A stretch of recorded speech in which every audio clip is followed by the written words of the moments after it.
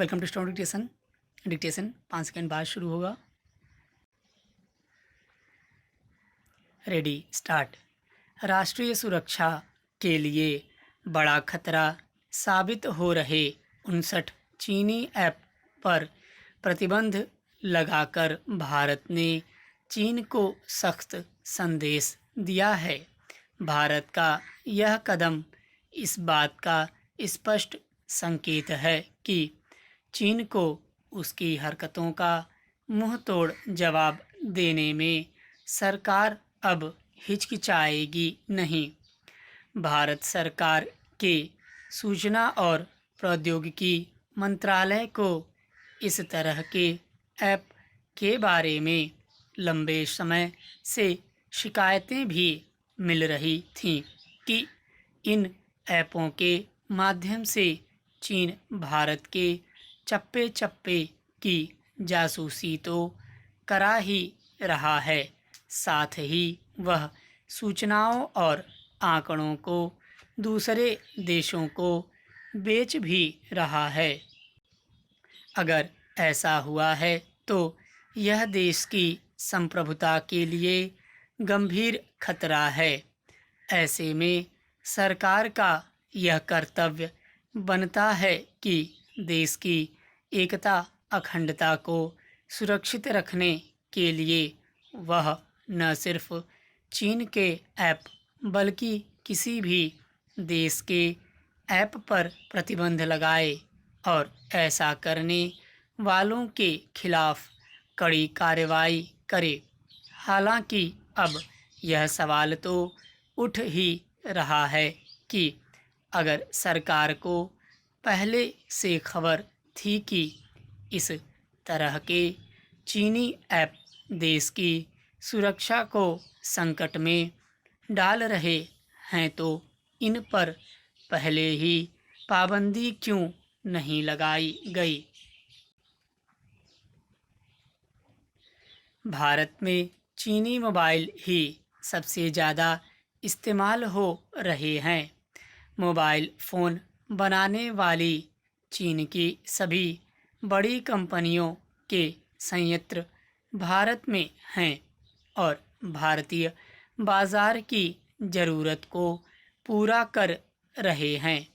Mobile phone बाज़ार पर चीनी कंपनियों के कब्जे का बड़ा कारण यह भी है कि चीनी फ़ोन सस्ते काफ़ी पड़ते हैं और हर महीने कई नए मॉडल सामने आ जाते हैं। मोबाइल बाज़ार के साथ ही ऐप का बाज़ार भी बढ़ता जा रहा है, इसीलिए चीनी ऐप का खतरा बढ़ता चला गया। जो कंपनी अपना मोबाइल बेचती है उसका पूरा सॉफ्टवेयर और उसमें इस्तेमाल किए जा सकने वाले ऐप भी पूरी तरह से उसके नियंत्रण में होते हैं। समस्या अब ज़्यादा इसलिए गहरा गई है कि मोबाइल लोगों की जीवनचर्या का अभिन्न हिस्सा बन गया है और ज़्यादातर बैंक संबंधी कामकाज, लेन देन, खरीदारी तो मोबाइल फ़ोन के ज़रिए ही हो रही है। ऐसे में मोबाइल उपयोगिता से संबंधित सारी जानकारी संबंधित कंपनी की मुट्ठी में होती है, जिसका वह अपने तरीके से कहीं भी दुरुपयोग कर सकती है। मोबाइल रखने वालों के लिए इससे बड़ा खतरा और क्या हो सकता है।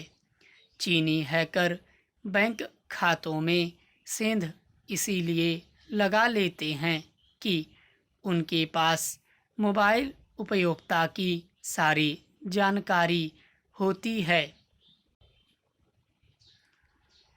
चीन भारत के लिए कितना बड़ा खतरा है यह कोई छिपी बात नहीं है, लेकिन विडंबना तो यह है कि इतना सब जानते बूझते भी हम उसे भारत में पैर पसारने का मौका देते रहे।